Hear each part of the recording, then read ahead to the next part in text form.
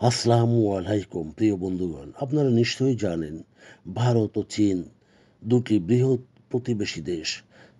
তাদের মধ্যে বিশেষ করে সীমান্ত সংঘাত নিয়ে প্রতিদিন নানান সংকট তৈরি হচ্ছে। বিশেষ করে সেই গালওয়ান নিয়ে এখনও তিব্বতে এটি বিরাজ করছে। সম্প্রতি জয়শঙ্করের সফরের কদিন আগে নয়াদিল্লির চীনা দূতাবাস দালাই লামা ও তার উত্তরাধিকার সম্পর্কে আলোচনা নিয়ে ভারতকে তীব্র সতর্কবার্তা জানায়। বিশেষ করে শুধু তাই নয়, চীন ভারত সম্পর্কের একটি কাঁটা হিসেবে দালাই লামাকে উল্লেখ করেছেন। চীনা দূতাবাসের মুখপত্র ইউজিং ভারতের রাজনৈতিক নেতারা দালাই লামার জন্মদিনের শুভেচ্ছা জানাচ্ছেন। দালাই লামার প্রতি তাদের যে সহানুভূতি সহমর্মিতা সম্প্রতি, শুধু তাই নয়, দালাই লামার দাবি চীন অধিকৃত তিব্বতই নয়, একটি স্বাধীন তিব্বতে তিনি পুনর্জন্ম গ্রহণ করবেন। চীন তার আভ্যন্তরীণ বিষয়ের প্রতি ভারতের কাছে সম্মান দাবি করলেও অরুণাচল প্রদেশ বা চীনাদের চোখে দক্ষিণ তিব্বতের উপর আক্রমণাত্মক দাবি থেকে চীন একটুও সরে আসেনি। শুধু তাই নয়, পাকিস্তানকে সক্রিয় সামরিক সহায়তায় ভারতের সার্বভৌমত্ব লঙ্ঘন করে চলেছে। জয়শঙ্করের সাম্প্রতিক সফর, ভারতীয় ও চীনা সেনারা প্রকৃত নিয়ন্ত্রণ রেখা এলওসি জুড়ে একে অপরের মুখোমুখি রয়েছে এবং বেশ কয়েকটি বিরোধ অমীমাংসিত রয়েছে। কাজওয়ানে মোদি এবং শি বৈঠকের আগে সীমিত টহল চুক্তিতে পৌঁছালেও সামরিক স্তরের অনেক সংলাপ সত্ত্বেও বৃহত্তর বিচ্ছিন্নতা প্রক্রিয়াটি অসম্পূর্ণ রয়ে গেছে। চীনের কর্মকাণ্ড তাদের কথার সঙ্গে সাংঘর্ষিক। বিশেষ করে তারা ভারতের সাথে সীমান্ত সমস্যা সমাধানে আগ্রহী নয়।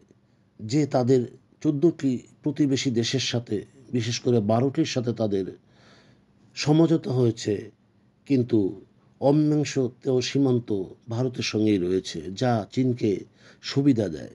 ভারতের প্রতি চীনের কৌশলগত মতবাদ স্পষ্ট: চাপ বজায় রাখা, অস্থিতিশীলতা গোপন করা, প্রতিপক্ষকে সমর্থন করা, ভারতের কৌশলগত স্থান সীমিত করা।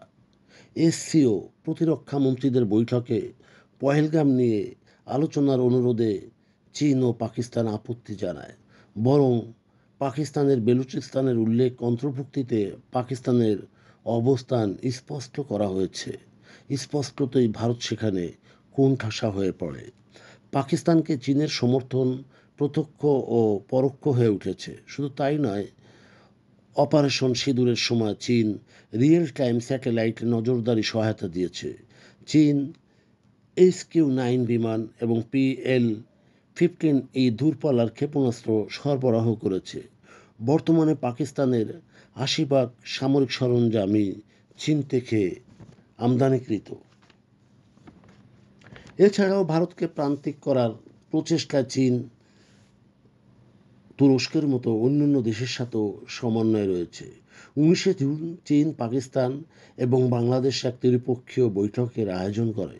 সেখানকার ভারতীয় নেতৃত্বাধীন আঞ্চলিক উদ্যোগের সম্ভাব্য প্রতিদ্বন্দ্বী হিসাবে বিদেশ সচিবদের সংলাপ শুরু হয়। আর এই খবর দিয়েছে ইউরো এশিয়ান টাইমস। ইতিমধ্যেই তুরস্ক বাংলাদেশের সাথে প্রতিরক্ষা সহযোগিতায় সম্প্রসারিত করেছে, যার মধ্যে উৎপাদন চুক্তিও রয়েছে। বেইজিং তার আভ্যন্তরীণ বিষয় নিয়ে তীব্রভাবে কাজ করলেও তিব্বত ও জিনজিয়াংয়ের মতো অধিকৃত অঞ্চলে ধর্মীয় ও জাতিগত হস্তক্ষেপ করে থাকে। চীন এখন দালাই লামার পুনর্জন্ম প্রতিহতের জন্য চেষ্টা করে যাচ্ছে।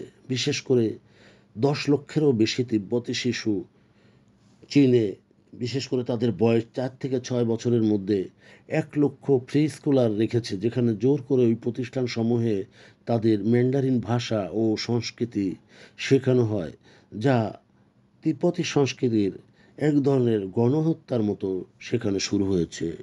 প্রিয় বন্ধুগণ, যদি আমাদের এই তথ্য গল্প আপনার ভালো লাগে তাহলে লাইক এবং শেয়ার দিন, এবং আজ আমাদের সঙ্গে থাকার জন্যে ধন্যবাদ। আমাদের ফলো দিন এবং সাবস্ক্রাইব করুন।